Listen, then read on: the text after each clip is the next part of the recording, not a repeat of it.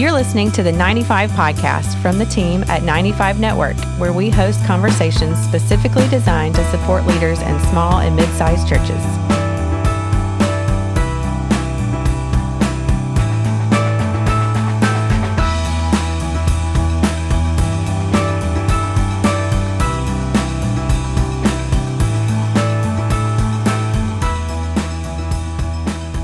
Hey, everybody. Welcome back to the 95 Podcast. This is Dale Sellers, Executive Director of 95 Network. And today we're going to talk about one of the most important subjects there is in the church, and one that we talk about a lot, but we don't do. And so I considered our guest today, got Tim Walker with us today.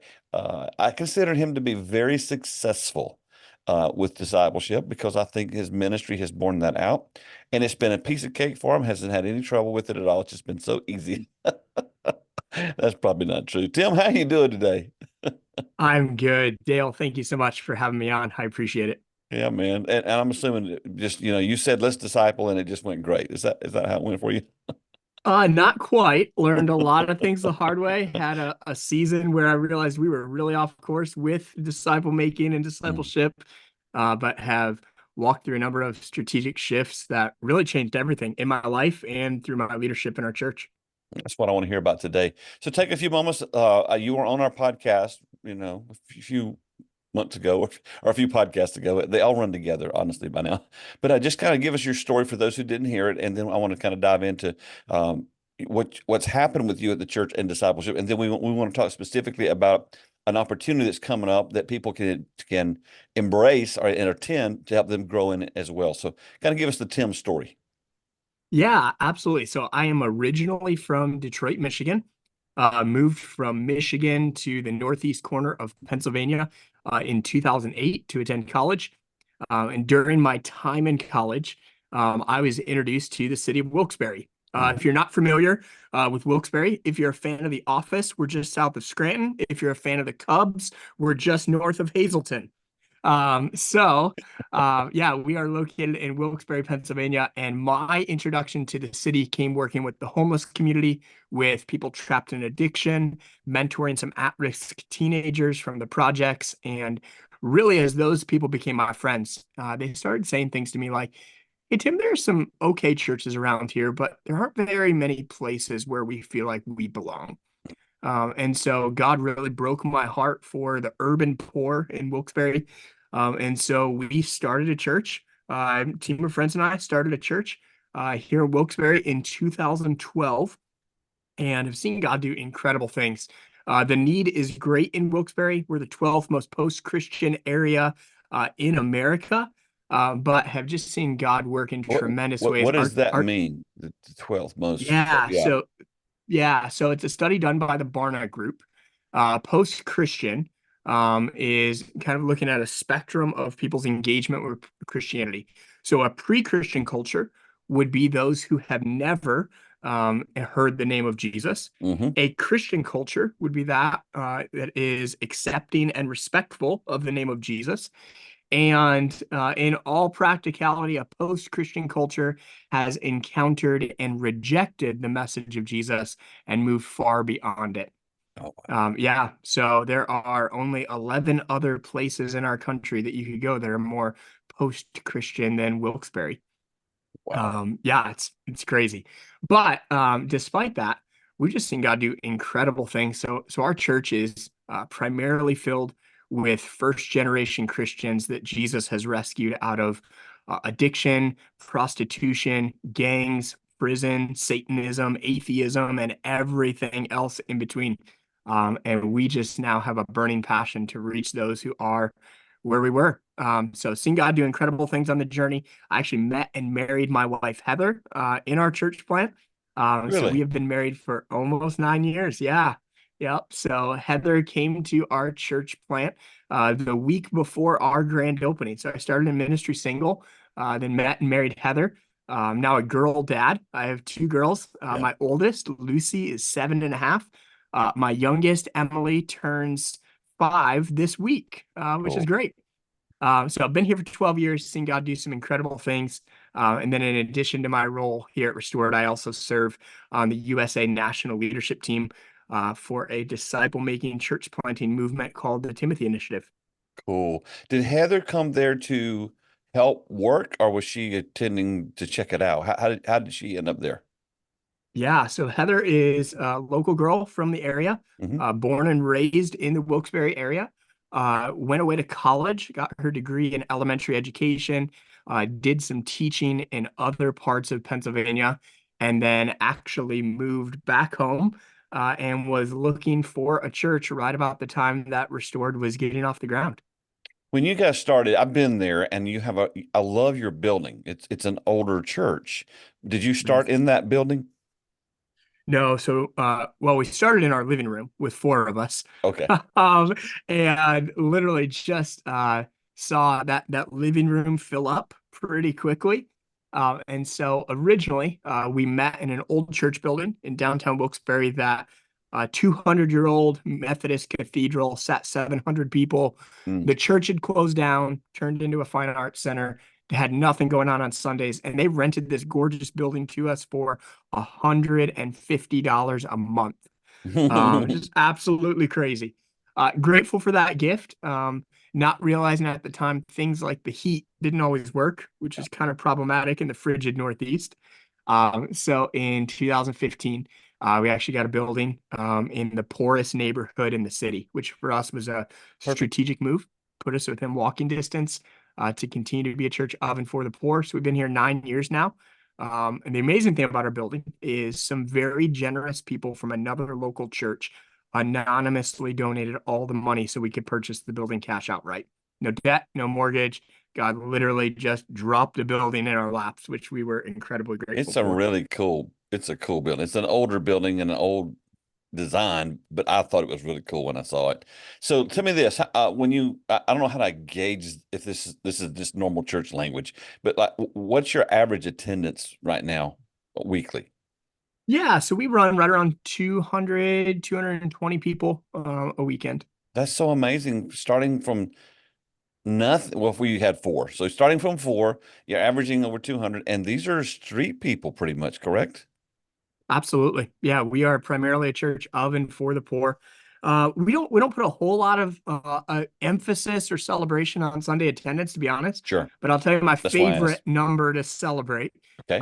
We just celebrated our 200th baptism in our That's first amazing. 11 years. That's amazing, man. What an impact. So tell us, for those of us who don't have uh the desire, drive, guts, whatever you want to use there for that language, to do what you're doing. What are some of the biggest challenges of reaching this particular demographic of people? I mean, real stuff. Yeah, so I would say that there's probably two things. One is that we are in a high trauma, low resource scenario. Okay. So we're doing a lot to impact poverty, alleviate food insecurity, care for at-risk and foster children, engage in anti-human trafficking efforts, and with so many of the traumatic stories that people in our church family have encountered, there's a high trauma threshold, but also a low pool of resources to be able to financially fuel ministry. Mhm. So to be honest, like the average person in our church gives $20 or less per week. And for those living off of low and fixed income checks, Yeah. like that's literally tithing. Yeah. So yeah, I would say that that's one challenge. I would say that the second challenge is there's an extremely high turnover rate in Hmm. an impoverished city like Wilkes-Barre. So what's fascinating is that 70% of people in our church are here less than 3 years. I was going to ask you, Um, do you focus like on membership and things like that, or is that really not that big a yeah, I deal mean, at this point? we do. Okay. Really, what we've realized is that pretty much the season we have with people is likely It's limited. a So it's a here's how season. I would describe it. Yeah. Yeah, that's So a good the word. the top the top third of people really move up and away. Okay. They're the people that, move on to the next season of married life. Maybe they get a job in a big city like Philly or New York City.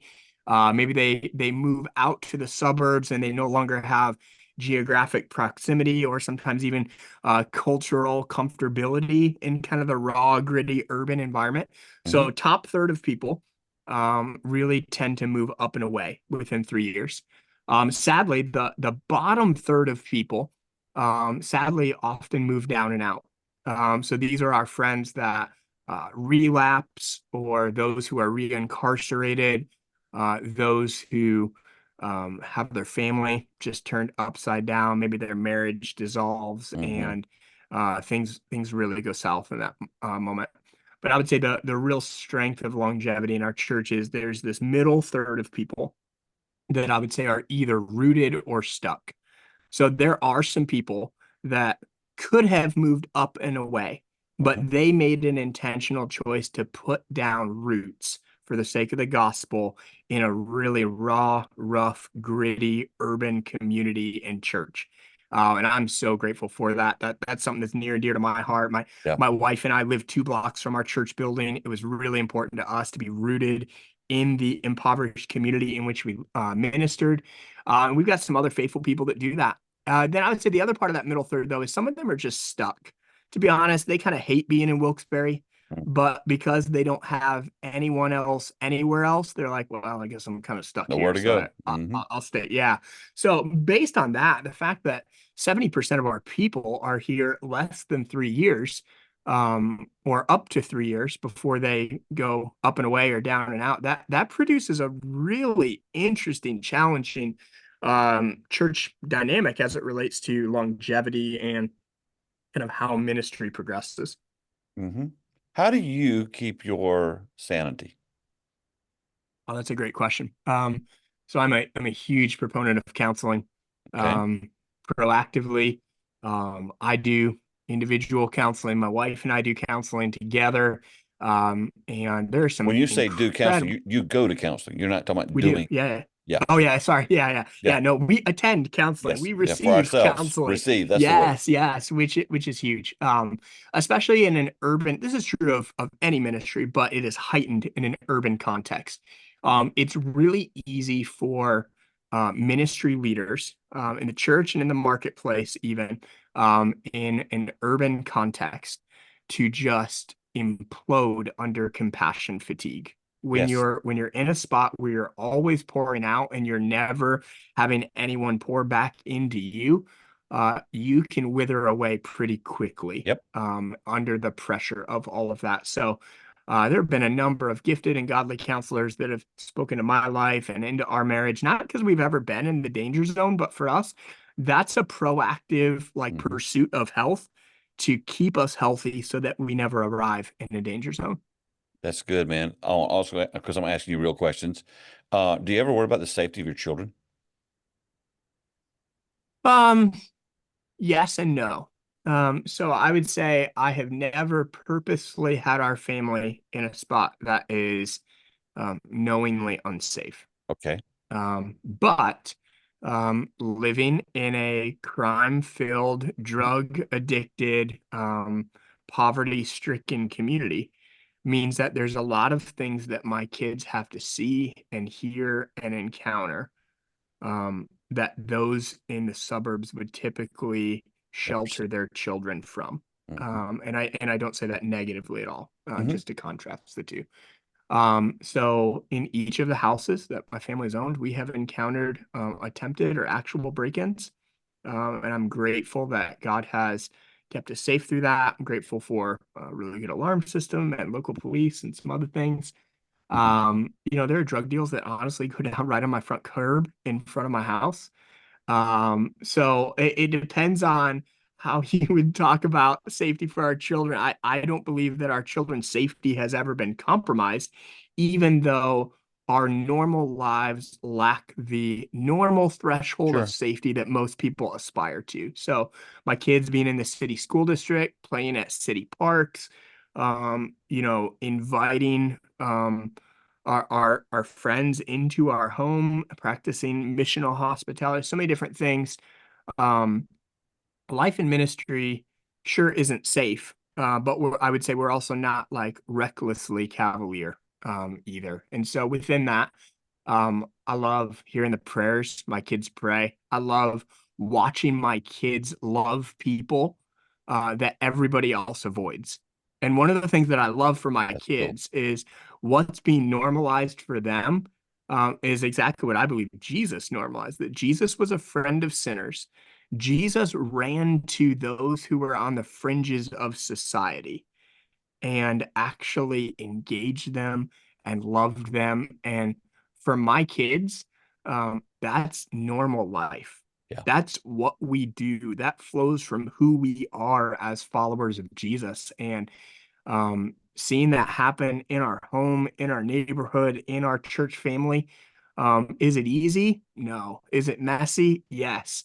Is it as safe as ministry in other places? Probably not. But I'm just really grateful for the unique opportunities that have come with that in ways we've been able to see God work in tremendous Well, your ways that we kids would are have seeing never it. been able to. Your kids are Yeah. seeing Jesus do miracles. So I mean that's cool in itself.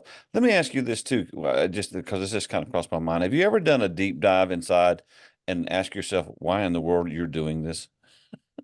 Oh, absolutely. Yeah. I mean, Because I I mean, would say you could honestly be doing ministry anywhere in the country, but you chose to raise your family here. Your daughter's yes, there. yes. And you've seen, you, you have a lot of turnover. You know it's going to be turnover, Mhm. but you're good with that. Have you ever done just kind of understand it, where that comes from? Yeah, I think so. So in a lot of ways, I've looked at it and said, hey, I believe vision gets us in the game, but calling keeps us in the game. Hmm. So every young idealistic church planter, of which I was one, has this radical vision for what they hope to see God do. Yeah. And God works in incredible ways, but it also is a lot messier, a lot more painful, a lot more requires a lot more sacrifice than you ever anticipate in those visioneering days. And so, on the hardest and darkest of days, in the heaviest ministry realities that I've encountered, it's not vision that keeps me in the game at that moment. It's calling. It Mm. is a deep, long-term calling to the people of Wilkes-Barre where I'm reminded each and every week, this is my why. So I'll give you an example. I was celebrating with our team today. Our friend Rob, a decade ago, was a homeless meth dealer living in abandoned cars in a junkyard. Mm. Um, since then, Rob came to Jesus. He got baptized. He married his wife in our church. He's a dad of two kids. And just a few months ago, Rob became one of our deacons Wow. because when it came time for our church to say, who are men and women of godly character and compassionate hearts that you see in our church, Rob was one of the people that our church family pointed to. Why? Because he's no longer trapped in the darkness of addiction. Mm. He came to the light of Jesus and literally went from death to life. He's no longer homeless. He's a homeowner. He's no longer like a derelict of society. He's a deacon in our church, and Rob is now reaching people who are where he was. So just 2 weeks ago, he got to baptize a friend of his Wow. that they used to run the streets together, and now they follow Jesus together. And it wasn't me as a pastor in the baptism pool with that guy who It just was came to Rob. Christ. It was Rob, Yep. because Rob has been a guy who's been spiritually influential on Terrence's journey and will continue to be as he continues to live as a disciple maker, which is so exciting to see. I've got hundreds of stories just like Rob of people that Jesus has rescued out of the hardest and darkest situations. Their stories are so filled with trauma, but now they are so redeemed by God's grace. And that's my why. I'm here because of Rob. I'm staying here because I believe there are hundreds of more Robs in our city that Jesus has called us to reach. And I can't wait to see who's next. How old are you, Tim? I am 34. Okay, so you're 34 today with all this passion and these great stories. Now I want you to I want you to be 75-year-old Tim. I want Yep. you to look back on Restored Church and the ministry and tell me what you see. What did God do over those 30 years? Yeah. So when I look at it, um, I want to be a spiritual great grandparent for a disciple making church planting movement in my region. That's good. I want my name to fade into obscurity. I want our church's name to fade into obscurity. I want there to be um, hundreds and thousands of disciple makers and leaders and churches that have been multiplied because every step along the way, there were people and leaders and ministries that were faithful in multiplying to multiple generations. I know we're talking about this in a minute, but like literally, I tell people all the time, like I hope like I die in Wilkes-Barre. Like not anytime soon, like Yeah, I was gonna say, 50 years yeah, from now, that'd be great. I think I took But you to like 75. yeah, I hope I'm in Wilkes-Barre till the day I die. I hope that I get many decades of ministry here. But for me, like I don't want to be the person that like birthed restored and killed restored. I don't want to be Ooh, the that's good, person who brother. That's good, brother. I don't want to be the person who, looks at it where ministry was contingent on my vision, on my passion, on my giftings. And really what I want to do is I want to not make it about me at all. Rather, I want to raise up an army of disciple makers who are multiplying all over the place and all sectors of society in Wilkes-Barre and in Luzerne County and in Pennsylvania and throughout the Northeast. Some people I'd ask that question to, they wouldn't have that much answer. You have thought that through, brother, and I love it. That's awesome. Well, here's what we're going to do. We're going to take a short break, and when we come back, we're going to transition because you just set us up wonderfully to talk a little bit about your passion for discipleship, and we want to allow enough time at the end to talk about this conference that you have coming up as well. But we'll take a short break, and we'll be right back here with Tim Walker. Back here with Tim Walker, just talking through his passion for people, and when we just kind of laid the groundwork in that last comment about the fact that Tim, you have a tremendous passion for discipleship. When did that start? Has it always been there at the beginning, or did you evolve into where you are today? Yeah, so I would say a heart for making disciples is why I got into ministry. Okay. Like we're all familiar. Great Commission. Last words before Jesus leaves earth for heaven. He says, "Go make disciples, baptize them, and teach them to obey everything I've commanded." That's why I got into ministry. That's why we planted Restored as a team. But here's what shifted for me.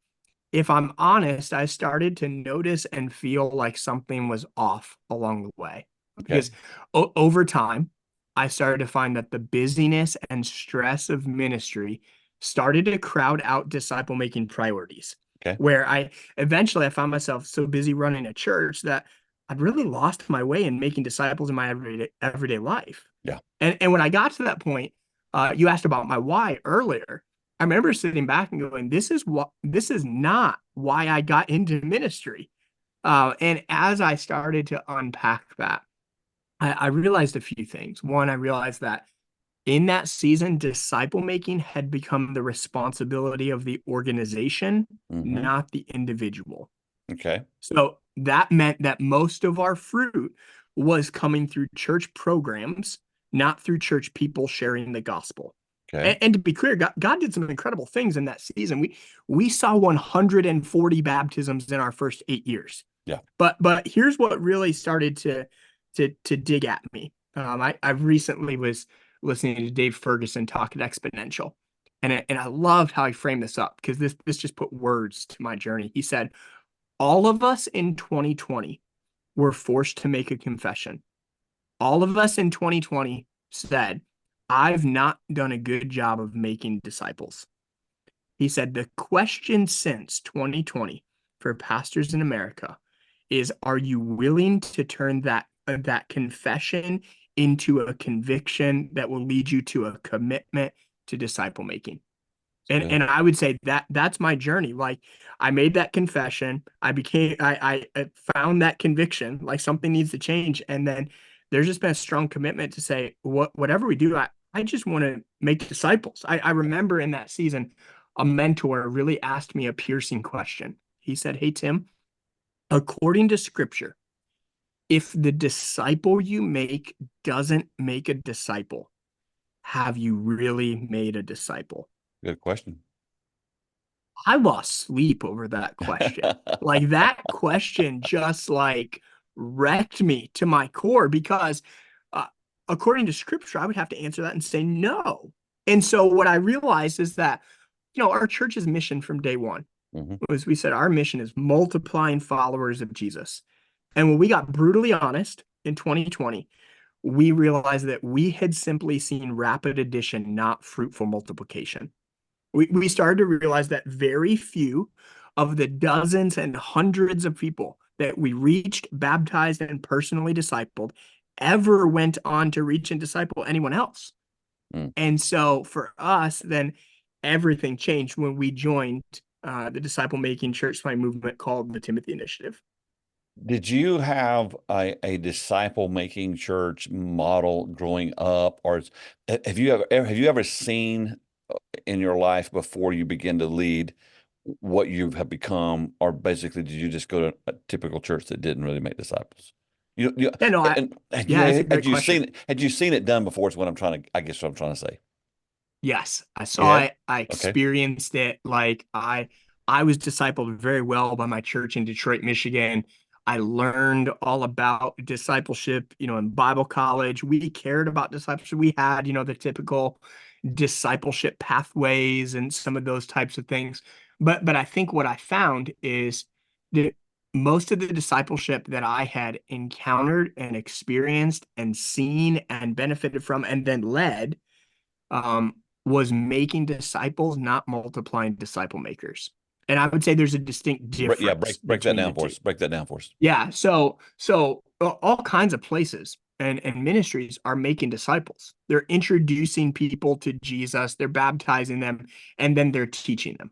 Okay. But I think where we fall short is how many of the people that we have discipled have ever gone on to reach and disciple anybody else? And so it's this shift from adding disciples to multiplying disciple makers. And that's a radically different trajectory. It's interesting. Will Mancini in his book Future Church, he has this quote where he says, the functional Great Commission in American churches has become go make more worship attenders, baptizing them in the name of small groups, and teach them to volunteer a few hours a month. That's it. And like none of us in ministry would actually verbalize that's our goal, but that's actually, I would say, the byproduct of a lot of the models that we've done. We've introduced people to Jesus, we baptized them, we brought them into our church, and now our measure of success is, do they show up on Sundays? Do they plug into a small group? Do they serve in a ministry? And do they give financially? Yep. And then what we realized when all of that was stripped away in 2020, we said, oh no. I think our discipleship models have accidentally produced spiritually codependent people, where apart from the structures and scripts of church, our people don't know how to faithfully live for Jesus if we don't script it all out for them. And maybe that's because accidentally our discipleship pathways teach people to love the church more than they love Jesus. Well, the reality is they've got to come to the Sunday morning service to do the four things you said, which is what most, or I shouldn't say most, a lot of membership classes teach those four things. Is to be to be a good member, you got to do those four things. But it's all about coming to see, and Jesus didn't say come and see; he said go and tell. And Yeah, and I mean it's it's that simple. interesting. Yeah, it's interesting because when you think about the Great Commission, when you think about disciple making, the question becomes, is disciple making the responsibility of people or programs? And according to the scripture, we would all say people. But when you look at how we've structured things, vast majority of people in American churches don't share the gospel. Their Nope. form of evangelism is promote my church, invite to my church so that my pastor will share the gospel with my people for me. Yep. And I know that that's kind of a harsh way to say it, but It's then truth. it's looking at people aren't taking personal ownership of disciple making. They're going, I don't share the gospel, I invite my friends to church.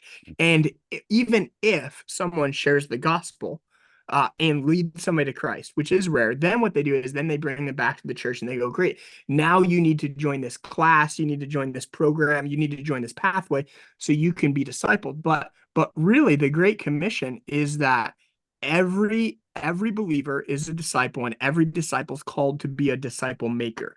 So can we take personal ownership of introducing people to Jesus, baptizing them, and then training them to be disciple makers who go reach and disciple more people, who go reach and disciple more people, who go reach and disciple more people? That's a completely different multiplication model of church that changes everything. Okay, so this conversation is a huge challenge to somebody listening right now. And they're like, man, I love Tim. I love his passion. I love that he's made that conviction. I love that he's done it, but I have not done that. And I'm convicted. I want to do that. We have a conference coming up where they can help them. So kind of dive in a little bit and tell us about the conference that's coming up and what it's about, what it's made up of. I don't want to get to the end of the podcast and not have covered that. So Yeah, absolutely. No, I appreciate that. So really what the Timothy Initiative is all about is it is a reproducible, obedience-based, accountability-driven disciple-making process that equips people with the beliefs, skills, and values to multiply disciple makers, leaders, and churches to the fourth generation. So to look at it and say, hey, what we're doing is we are training pastors to lead and launch disciple-making training centers in their church. But that then mobilizes people to go out and to make disciples, and then to begin to not pull those new disciples out of the harvest, but to train them in the harvest to reach and disciple more people as well. And so really everything that we're doing is aimed at that. And so the Timothy Initiative has an entire 2-year training process that this fascinates me, because typically in the American church, when we talk about taking people from lost to leading, what we're talking about is taking unchurched people and assimilating them into church membership. That's kind of the pathway. Yep. When the Timothy Initiative talks about taking people from lost to leading, it's taking people from step one, where in a 2-year process, we'll take someone from a brand new believer to a fully developed and deployed church planter within 2 years. Wow. Which again, I know that probably produces all kinds of questions, thoughts, fears, doubts, objections, and all kinds of other things. But it is this obedience-based process where we are helping people to actually obey the disciple-making words of Jesus, and then developing them as they are in motion, making disciples and multiplying leaders and planting microchurches. Do you need perfect people to do this? Not at all. And I would say our church is probably the strongest case for that, because we have had formerly homeless people, formerly addicted people, former gang members, ex-convicts, former Satan worshipers, like all kinds of people that we've seen God use. And here's what's really cool is in this season in our church, we're seeing more people come to Christ than ever before. So I told you 201 baptisms in 11 years, like super exciting. And most of that was the result of pastors and church programs. Yeah. But now it's everyday people taking the gospel into everyday environments and making disciples there and multiplying disciple makers. So can I just run down some of those stories of what that looks like? Let me describe that. If you're going, okay, so what does that look like? Okay, so one of those would be Paula. Paula's an ICU nurse in our city. And on the very first night of training, we asked people, hey, how does it make you feel that the Holy Spirit wants to fill you and use you to make and multiply disciple makers? And Paula was super honest. She goes, that terrifies me, which for many people in the American church, fear is the number one obstacle that keeps them from engaging in disciple making. Yep. Well, in the following months, Paula learned how to confidently share her story and God's story with people. She now regularly shares that with patients and coworkers and neighbors and more, has been able to introduce people to Christ. There's another lady, her name's Melanie. Melanie is a former Satan worshiper Mm, who came to Jesus. mm. And a couple years after that, she suffered a massive stroke and was in a coma for multiple months. Coming out of that, she's battled a lot of physical and cognitive challenges. But Melanie, despite those challenges, pushed through all of those, and she joined our training center to learn how to become a disciple maker. Well, Melanie is also a military veteran, and she now has a passion to reach people at the VA, and she's doing incredible things through that. There's another girl in our church. Her name's Becca. As a 20-year-old college student, Becca caught a vision for disciple making in her workplace. In the span of 2 weeks, she led two of her coworkers to Christ. She started a discovery Bible study with them. She got to baptize one of them. She's been discipling that girl ever since. And now that girl, who was a new believer last year, is now being trained and mobilized as a disciple maker to reach more people in that common workplace. There are so many men and women that have just been radically changed through this. So let me ask you this, Tim. So you said Becca is doing this. Does Becca still attend leadership for herself, or I mean, or does she go through the 2 years and then she's on her own? How does that work? Yeah, so that's a great question. Yeah, our process trains people as they're training others. So Okay, Becca's a part of our training center. And so what's great is we're training Becca as she's, that's the training question. Angel, this girl who she led to Christ. And so that's a really cool like development I conversation when like we it. get to talk about, hey Becca, so you led Angel to Christ this week. What are you going to do next? Because there's a key principle that we've said that really the key to multiplication is what you ask people to do immediately. Okay, So we want new believers to immediately share their faith. We want to immediately begin to train new believers as disciple makers to normalize that this is how you follow Jesus, and this is how you then adopt a disciple making lifestyle but as don't they well. need to get their act together first? Not at all. Nope. I think we got pretty clear scriptural precedent for how messed up the disciples were and how Jesus trained them for ministry, in ministry, and their lack of faith and their shortcomings were all teaching moments So, for him. so back to Becca. So Becca's there. She's discipling. She's being discipled.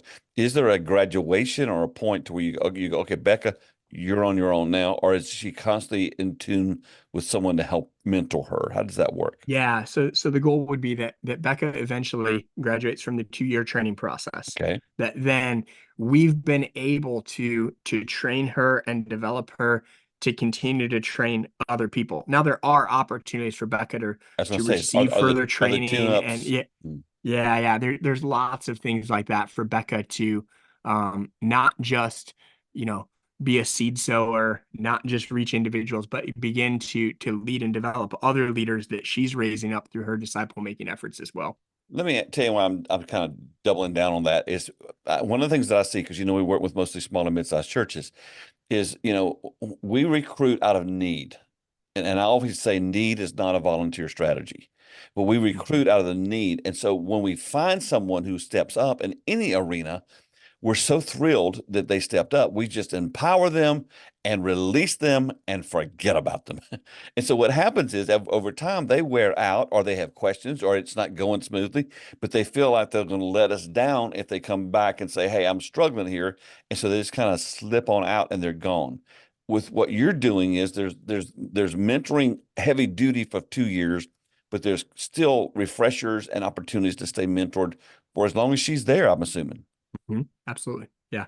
Yeah. What's interesting is even when you just pointed out, like in smaller or mid-sized churches, oftentimes when you have somebody who's willing, you'll grab them You'll wear and them out. deploy them Wear them and out. release them, maybe burn them out. Yeah. And I think the question we have to ask is, okay, when we have somebody that's willing, what are we actually asking them to do? And is that actually making disciples? But because like I look at my leadership, and there have been plenty of times where I had people that were willing, and Hmm. they were more so focused on logistical leadership than they were spiritual leadership. They Sure. were Sure. busy doing ministry details, but they weren't fruitful and actually making disciples. I think like one of the really convicting things for me, and where many leaders in America are being convicted, is wow, we've become good at a whole lot of things in the church while remaining weak in the one thing Jesus told us to do: You're on make it. disciples who make You're on it. disciples. Yep. And so you had asked earlier, hey, for leaders that are interested to say, hey, I want to learn more, how can I do that? So, with my role on the USA National Leadership Team, I get the privilege of leading cohorts of pastors, disciple making church planting cohorts Mm-hmm. with the Timothy Initiative. It's a 2-year cohort. So, we just graduated our first group of pastors just a month ago. And Congratulations. we are launching a new cohort next August. Mm-hmm. So, just a few months from now. August 27th and 28th, that cohort will launch here in Wilkes-Barre. But to help pastors learn more about that, June 18th from 10 a.m. to 4 p.m., right here at Restored Church in Wilkes-Barre, Pennsylvania, we are hosting a disciple making vision day to Okay. say, hey, come learn more of what's the vision, what's the process, what might this look like for you. Part of what's hard in a conversation like this is I'm taking 4 years of what God has been Yeah. doing in my life and through my leadership, trying to distill it down, trying to Mm-hmm. cast a little bit of vision, share some stories. But when you boil it all down, here's what I would say. Joining the Timothy Initiative has been the most transformative thing in my life, and it has been the most fruitful thing through my leadership that I've been a part of since starting Restored in 2012. I've led 3 friends to Christ right in my own home Mm. in the past year, Mm-mm. because I'm no longer so busy and stressed about ministry details that disciple making fades to the margins. Yep. No, that's priority number 1 in my life, for my family, for our church, and helping other people to engage that as well, and saying we will do whatever we can to pour ourselves out to help you become a disciple who makes disciples, that makes disciples, that and ultimately plants churches. Yeah. Part of it for those of you that are listening, you're a little bit more of the apostolic, visionary, catalytic church planter type. One of the things I love about this is the potential for what this means for church planting, because what I did and what many of us have done at church planting is we have planted churches hoping that we make disciples. Yep. Where this is a model that where disciples are multiplied, churches are planted. Yes. And it is focused on that. So now what we've looked at is we've looked at our city, and what I've told our church is, hey, our next 20 years, here's what I want to see. I want to see us so engaged in disciple making multiplication that we get to see a micro church planted on every one of the 679 blocks in our city, so Mm-hmm. that everyone has proximity right where they live, work, study, shop, play, to a disciple making church plant, a micro church right in their backyard, quite literally. Dude, I'm just so thrilled. I'm so thrilled with what you're doing. And I know you personally, and I've seen the success. I've seen the impact. I saw you before you got involved with the Timothy Initiative. I've seen your passion for it and how it's helped since then. And so that's one of the reasons I wanted to have this particular conversation. Hey, if I don't care where you are in the country, you can hop on a plane. They have an airport.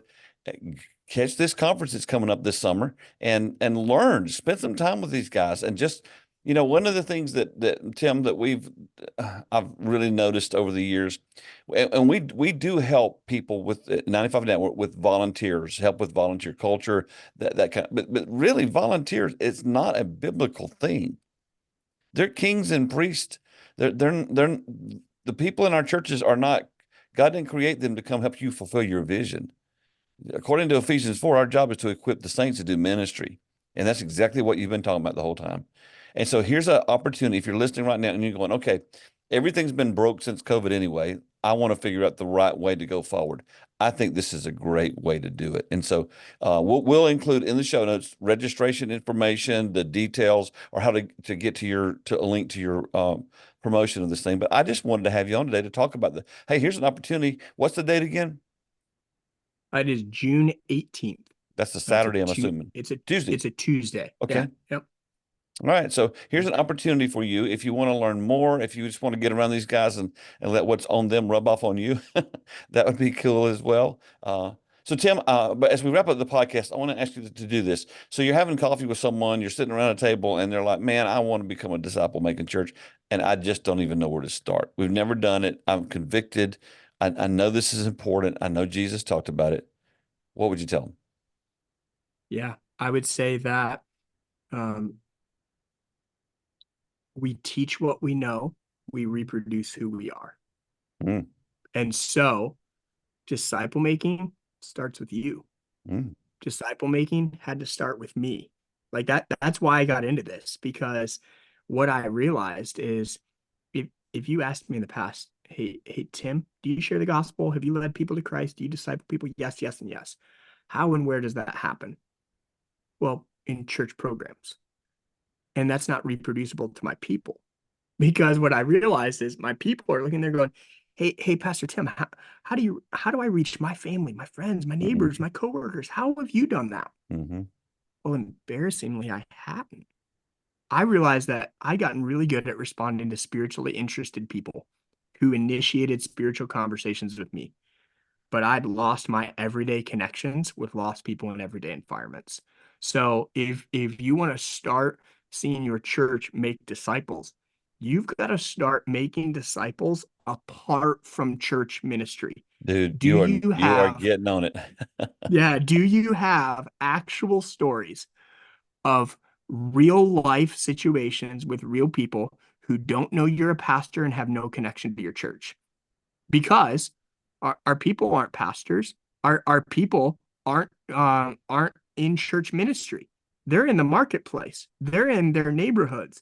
They're sitting around their holiday family gathering going, how do I have these conversations with people? And when they come to us, if we don't have reproducible training, examples, stories of how we've done that, well, then it's really hard to ever see disciple making get off the ground. And I would tell you now, after going through this process, I've probably got over 100 stories of moments where I've shared the gospel in everyday life completely outside of church context with family, neighbors, childhood friends, more like that whole idea of leading people to Christ in my home. Mm-hmm. That's reproducible. Yeah. Everybody has a dining room table that they could sit around with their friends who don't go to church and don't know Jesus and introduce them to Jesus as well, and then begin to disciple them and train them to do the exact same thing with their In my family. day, buddy, most of what you do is what you do on a Sunday morning in the pulpit. That's where you led people to Christ and you consider your preaching being discipleship. And that's about it. Times are changing, and here's a great opportunity for you to learn more. So, Tim, I will put in the show notes how to get in touch with you. I'll put information about everything you send me. We'll pass it along. And I do hope some folks will take advantage of this opportunity to come and hang out with you guys for a day. Man, at least, go up there where the office began. Somewhere in there you go. Good stuff. Dude, thanks for joining me today, man. Thanks so much for joining me. I appreciate you. I love your heart, and I love the fact that God's using you to do some incredible things there in the Northeast. Thank you, sir.